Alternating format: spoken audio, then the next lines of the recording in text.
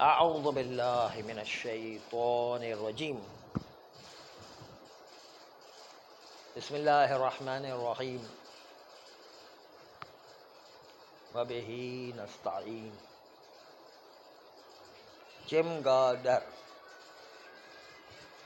خفاش،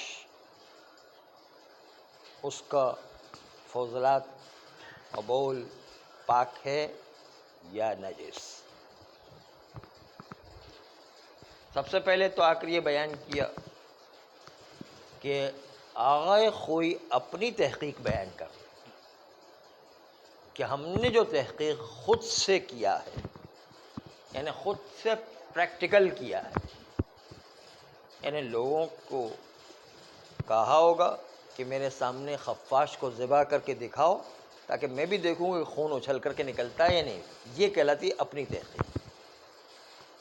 دوسرا اہل خبرہ جو حیوانات کے ماہرین ہیں، ان سے بھی دریافت کیا، تو جن سے بھی دریافت کیا سب نے یہ کہا کہ چمگادر اس کا جو ہے خون ذبح کرتے وقت اچھل کر کے نہیں نکلا کرتا ہے۔ ماہرین کا نظریہ بھی یہی ہے۔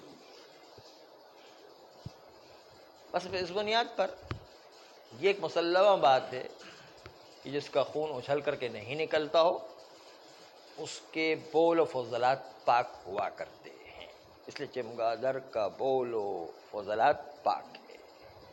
چمگادر جو آپ نے سن رکھا ہوگا کہ وہ سر نیچے کر کے پیر اوپر کر کے وہ بیٹھا کرتا ہے دیواروں پر اور درختوں کے اوپر، اور اڑتا ہے، رات کے وقت اڑتا ہے کیونکہ اس کو رات کے اندر نظر آتا ہے، دن کے وقت نظر ہی نہیں آتا، سورج کی روشنی اسے برداشت نہیں ہوتی ہے، جیسے رات کے وقت اڑتا ہے وہ خالی، اور الٹا لٹک کر کے جو ہے وہ سوتا ہے مثلا۔ آپ نے دیکھا ہوگا شاید وہ چمگادر کو۔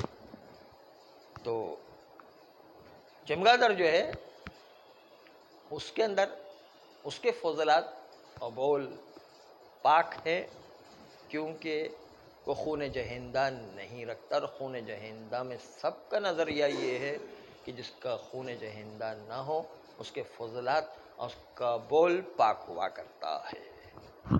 یہاں تک ایک بات آ گئی۔ اب آگے کے مرحلے میں جا رہے ہیں۔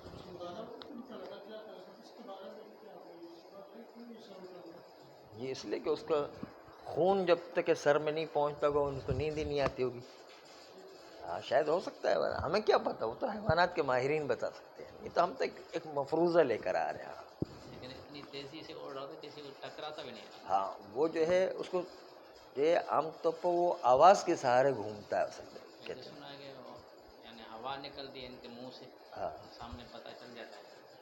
ہاں، بہرحال جو بھی ہو تو حیوانات کے ماہرین جو ہے وہی بتا سکتے ہیں کہ اس کی کیا کیفیت ہوا کرتی ہے۔ ابھی تو ہم ذبح کرنے کی بات کر رہے ہیں اس کو۔ ہاں ہاں ہاں، اس کی خود کی فطری ہے، یعنی طبیعی ہے، یعنی اللہ نے مختلف قسم کے جانور پیدا کیے۔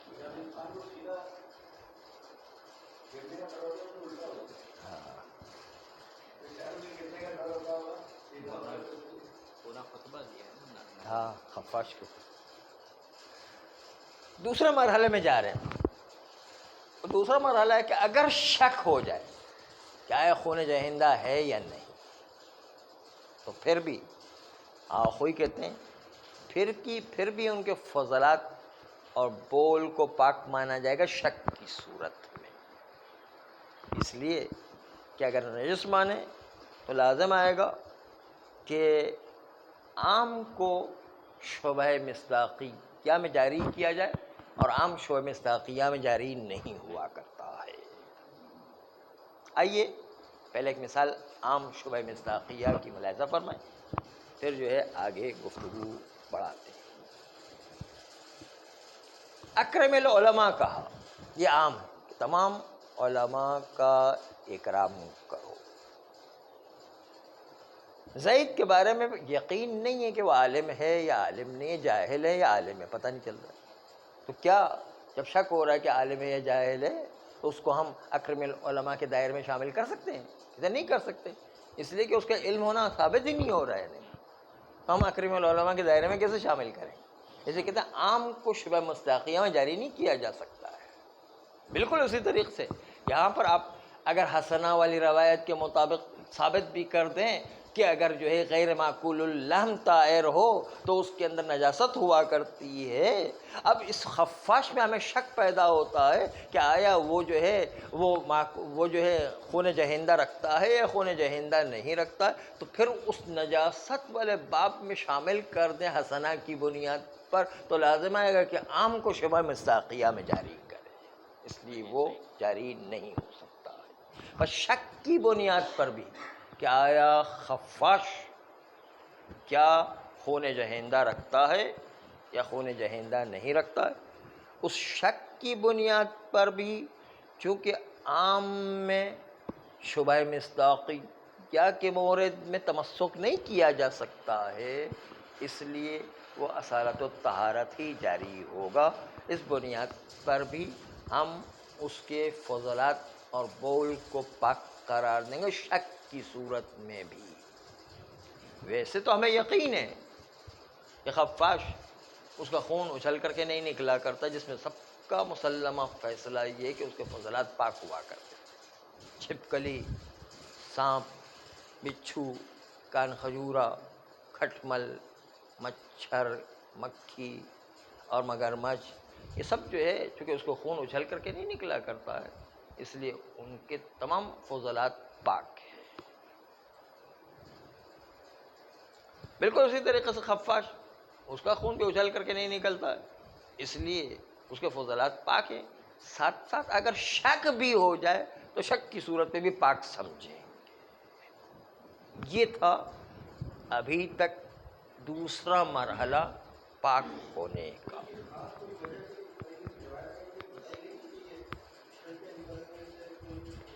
ہاں بالکل بتائے گا کہ جس کو اچھل، بالکل اس کی تو روایت بہت ہے، بہت تشریحی روایتیں ہیں، بہت زیادہ روایتیں، کافی روایتیں اس میں. ہاں البتہ اب جو ہے دوسری طرف جا رہے ہیں. ایک روایت ہمارے سامنے آتی ہے، روایت داؤد رقی. داؤد رقی کی روایت کہتی ہے کہ خفاش کا بول نجس ہے. روایت کے اندر آیا ہے بول اور خفاش نجسون، یوں جو ہے جملہ ہے، خفاش کا بول نجس ہے. اب اس روایت کا کیا کریں؟ کہتے یہ روایت قابل قبول نہیں، اس پر اعتماد نہیں کیا جا سکتا ہے. پہلی بات تو یہ کہ یہ سند کے لحاظ سے ضعیف ہے.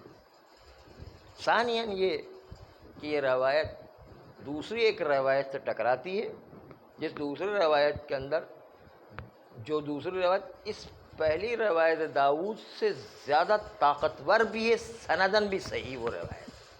تو ہم ضعیف روایت کے ذریعے سے اس طاقتور روایت کو کیسے چھوڑ سکتے ہیں؟ تو ٹکراؤ کی صورت میں پھر بھی اس روایت کی کوئی حیثیت باقی نہیں رہ جاتی ہے. دوسری روایت جو باقی ہے جس میں خفاش کے بول کو پاک قرار دیا گیا وہ روایت غیاث ہے، غیاث کی روایت. اس میں کہا گیا لا بأس بدم البراغیث والبق وبول الخشاشیف. خشاشیف خفاش کی جو ہے وہ جمع ہے. مثلا فرماتے ہیں کہ کوئی حرج نہیں ہے کہ پسو جو کاٹتے ہیں اور مچھر کی طرح ایک چھوٹا سا جانور مچھر سے بھی چھوٹا ہوتا ہے، پسو جس کو کہتے ہیں اس کو براغیث کہتے ہیں. اور بق وہ جھونک جو ہے اس کے اندر بھی اس کے خون میں بھی کوئی حرج نہیں ہے. اور خفاش کے خون میں بھی بول میں بھی کوئی حرج نہیں. یہ روایت غیاث بالکل واضح ہے اور یہ ارجح ہے داؤد کی روایت کی نسبت، داؤد رقی کی نسبت، یا کم سے کم مساوی تو ہے ہی. تو ہمارے پاس جب ارجح روایت ہو یا مساوی جس کی تائید بہت ساری جگہوں سے مل بھی رہی ہو، ہم ایسی ضعیف روایت پر کیسے بھروسہ کریں؟ پہلی بات تو یہ ہے کہ یہ روایت سنداً ضعیف ہے. دوسری روایت یہ کہ یہ روایت وہ تعارض رکھتی دوسری اور روایت سے، اس لیے تعارض کی صورت میں اس روایت کو کیسے قبول کیا جائے، جبکہ یہ تعارض کرنے والی جو دوسری روایت ہے وہ ارجح بھی ہے. ارجح ہے یا مساوی ہے، لیکن مساوی کی تائید بہت ساری چیزوں سے مل رہی ہے. یہ دو اشکال داؤد رقی کی روایت پر. تیسرا اشکال جو ہے وہ ملاحظہ فرمائیں گے کہ خفاش اس کے لیے خون جہندہ نہیں ہے، جیسے کہ ہم بیان کر چکے ہیں، اور اجماع قائم ہے اس بات پر کہ جس کا خون جہندہ نہ ہو اس کا بول پاک ہوا کرتا ہے.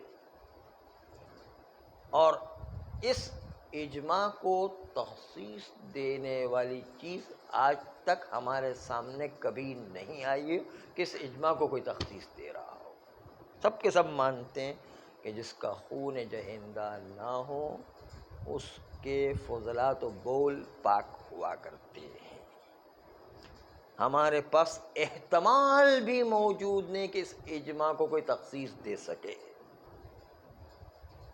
اس لیے یہ روایت ضعیفہ کے ذریعے سے، کہ جس روایت ضعیفہ کے ساتھ تعارض بھی موجود ہے، اس کے ذریعے سے ہم اتنے مسلمہ قانون کو کیسے توڑ سکتے ہیں کہ جس کا خون جہندہ نہ ہو اس کے فضلات پاک ہوا کرتے ہیں. وہ لوگ جو خفاش کے بول کو نجس قرار دیتے ہیں، شاید ان میں ایک اشتباہ پیدا ہو گیا، اس لیے وہ نجس سمجھتے ہیں. وہ سمجھتے ہیں کہ خفاش کا خون اچھل کر کے نکلتا ہے، اس لیے خفاش کے فضلات و بول نجس ہیں. شاید ان کے ذہن میں یہ بات ہو، اس لیے انہوں نے خفاش کے بول کو نجس قرار دیا ہے. اور پتہ نہیں ہے کہ انہوں نے اپنے اس نجس قرار دینے کو اس روایت ضعیف کی طرف نسبت دیا ہو، بلکہ شاید ایسا لگتا ہے کہ وہ یہ گمان کرتے ہیں کہ خفاش کا خون اچھل کر کے نکلتا ہے اور حرام گوشت ہے، اس لیے اس کو نجس قرار دیا ہو. روایت کی طرف تو ان کی توجہ بھی نہ ہو. انہیں تو روایت پر انہوں نے تکیہ نہیں کیا، انہوں نے خون جہندہ پر توجہ دی اور اس کی بنیاد پر، یعنی بغیر تحقیق کے انہوں نے یہ گمان کر لیا کہ خفاش کا خون چونکہ اچھل کر کے نکلتا ہے اس لیے وہ نجس ہے، جبکہ انہوں نے تحقیق کی نہیں. بہت سے لوگوں کے ذہن میں ابھی بھی یہی ہوتا ہے کہ اگر یہ ساری بحث اس کے سامنے پیش نہ کی جائے اور اسے پوچھا جائے کہ خفاش کے فضلات نجس ہیں، سب وہ فوراً کہیں گے وہ نجس ہے، کیونکہ لگتا ہی ایسا ہے کہ وہ جو ہے نجس ہی ہونا چاہیے. ایسا کالا، ایسا الٹا لٹکنے والا، ایسا رات کو اڑنے والا اور ایسا ڈراؤنا جو ہے وہ جانور ہے کہ انسان کو لگتا ہے کہ بھائی یہ تو جو ہے نجس ہی ہو گئے. ایسا لگتا ہے نہیں، تو لوگ تحقیق کیے بغیر بھی کہہ دیتے ہیں کہ بھائی جو ہے نجس ہوا، اس لیے کہ جو ہے وہ خون جہندہ رکھتا ہوگا، یہ گمان کرتے ہوئے. تو یہاں پر بھی ان لوگوں کی حالت یہی لگتی ہے کہ انہوں نے بغیر تحقیق کے کہہ دیا نجس ہے کیونکہ خون جہندہ رکھتا ہے، جبکہ خون جہندہ نہیں رکھتا ہے. اور روایت کی طرف انہوں نے جو ہے دھیان ہی نہیں دیا.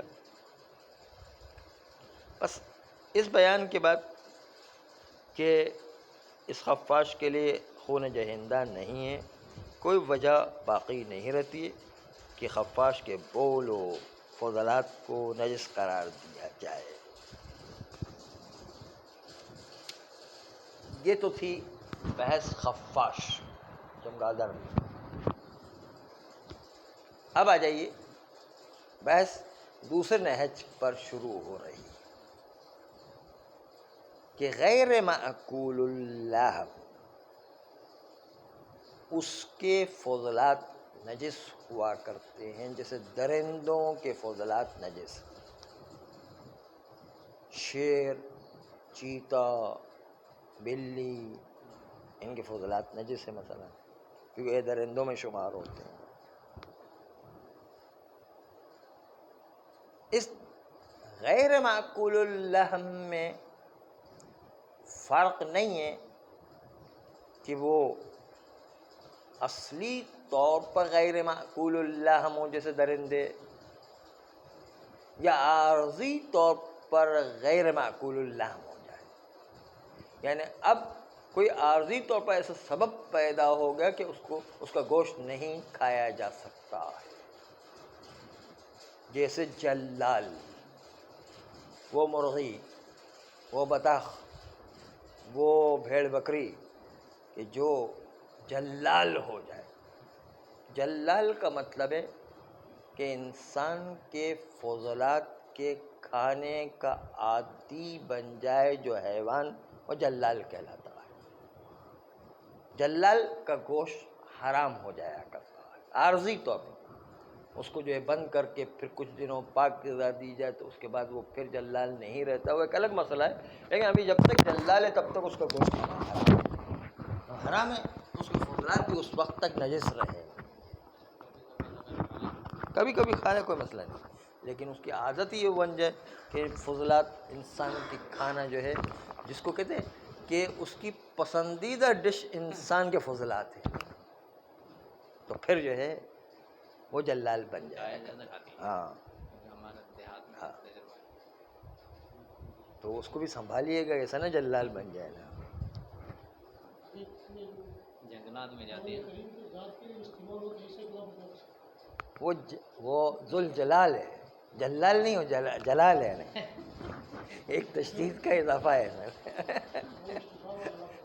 اللہ جلال تو نہیں ہو جائے گا، وہ یہ جلال ہے، وہ ذوالجلال ہے نا، ذوالجلال والاکرام، وہ جلالت و مرتبت رکھنے والا ہے نا۔ دوسرا وہ حیوان کہ جو عارضی طور پر اس کا گوشت کھانا حرام ہو جایا کرتا ہے، وہ موضوع انسان ہے، جس بکری کے ساتھ، جس گائے کے ساتھ، جس بھینس کے ساتھ، جس اونٹ کے ساتھ انسان نے منہ کالا کیا ہوا ہو، تو وہ حیوان بھی گوشت کھانا اس کا حرام ہو جایا کرتا ہے۔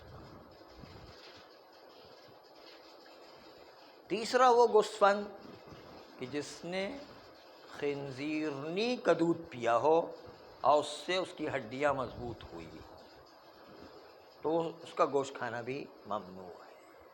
یہ تین جانور عارضی طور پر اس کا گوشت کھانا ممنوع ہو گیا ہے، ذاتی طور پر ممنوع نہیں ہے لیکن عارضی طور پر ممنوع ہو گیا۔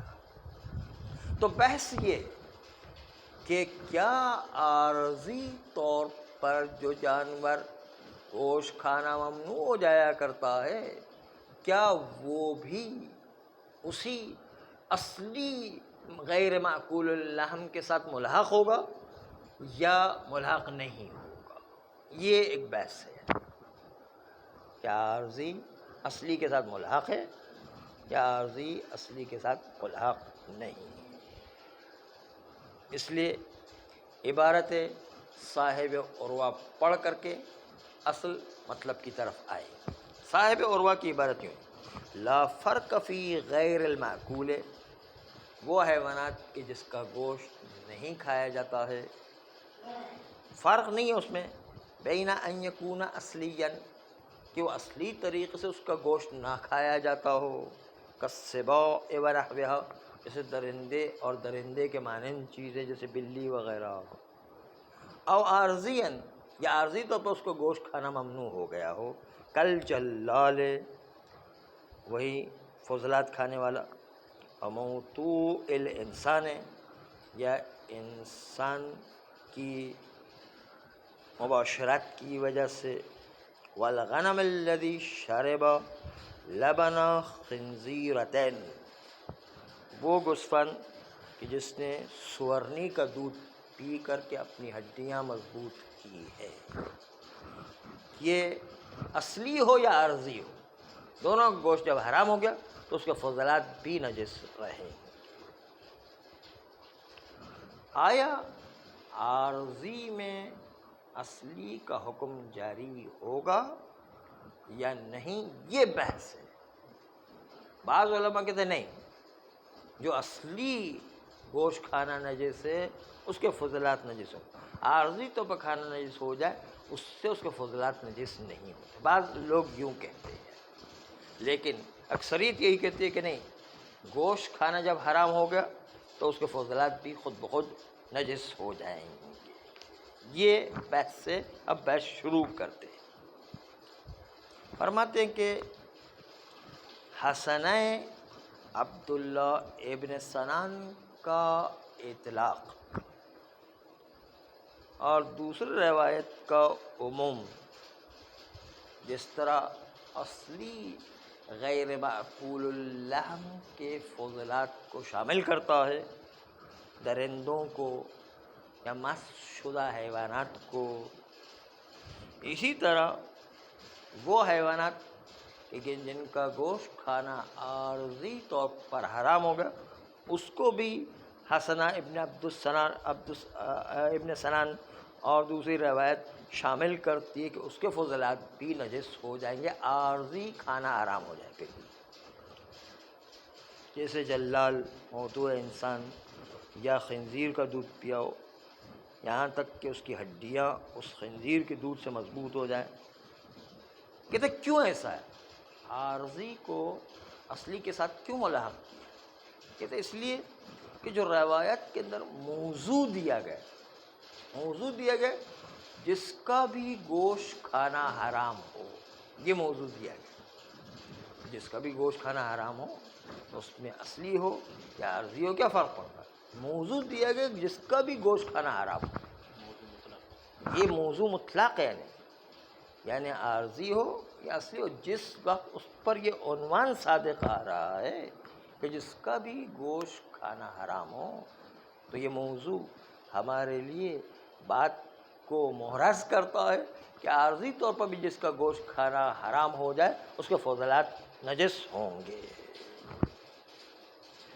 لأن موضوع الحكم بنجاسة البول في الروايتين انما هو عنوان ما لا يؤكل اللحم. موضوع غیر معقول اللحم دونوں روایت میں دکھایا گیا، تو ہم تو روایت کے مطابق چلیں گے. روایت میں عنوان غیر معقول اللحم اور دونوں روایت میں غیر معقول اللحم دکھایا گیا، اور غیر معقول اللحم اصلی کو بھی کہتے ہیں اور عارضی کو بھی کہتے ہیں.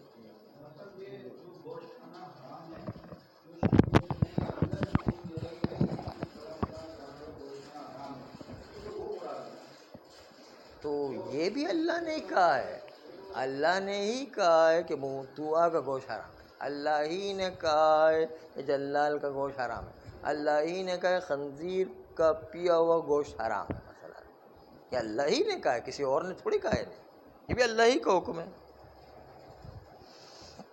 بس اگر کوئی حیوانات خارجیہ پر غیر معقول اللحم کا عنوان صادق آ گیا تو لامحالہ طور پر اس کے بول کے نجاست کا ہمیں حکم خود بخود کرنا پڑے گا کہ یہ موضوع صادق آ رہا ہے. اس لیے وہ اصلی غیر معقول اللحم ہو یا عارضی غیر معقول اللحم ہو فرق نہیں پڑتا، دونوں صورتوں میں حرام رہے گا. کہتے ہیں یہ اس قسم کی بحث نماز کے باب میں بھی آئی ہے، جہاں پر موثقہ ابن بکیر دلالت کرتا اس بات کے اوپر کہ نماز باطل ان حیوانات کے اجزاء میں کہ جن کا گوشت نہیں کھایا جاتا ہے. دوبارہ سنیں کہ نماز باطل ان حیوانات کے اجزاء میں کہ جن کا گوشت نہیں کھایا جاتا ہے. تو یہاں پر بھی کلام اور گفتگو واقع ہوتی ہے کہ آیا یہ عنوان جو غیر معقول اللہ میں یہ عنوان مشیر ہے ذوات خارجیہ کی طرف کہ جن کا بھی گوشت ذاتی طور پر حرام ہو اس کے اجزاء میں نماز باطل ہو جائے گی، یا نہیں یہ عنوان مشیر عام ہے کہ جس کا بھی گوشت کھانا حرام ہو چاہے عارضی طور پر حرام ہوگا اس کے اجزاء میں بھی نماز باطل ہے۔ یہ بحث نماز کے باب میں بھی آتی ہے، اور ہم نے وہاں پر نماز کے باب میں ذکر کیا کہ یہ عنوان دونوں کو شامل ہے، چاہے ذاتی طور پر گوشت کھانا حرام ہو چاہے عارضی طور پر گوشت کھانا حرام ہو، اس کے اجزاء میں نماز باطل ہوا کرتی ہے، اور اس کے تخصیص دینے کا کوئی سبب موجود نظر نہیں آتا ہے کہ اس کو ہم تخصیص دے دیں کہ جو ذاتی طور پر کھانا منع ہے اس کے ساتھ ہم تخصیص دے دیں، کیونکہ عنوان غیر معقول اللحم آیا ہے۔ غیر معقول اللحم جو عنوان روایت میں آیا اسی کو ہم تطبیق کریں گے، چاہے ذاتی غیر معقول اللحم ہو یا عارضی غیر معقول اللحم ہو، اس میں اس کے اجزاء میں نماز باطل ہو جائے گی۔ صلی اللہ علیہ وسلم۔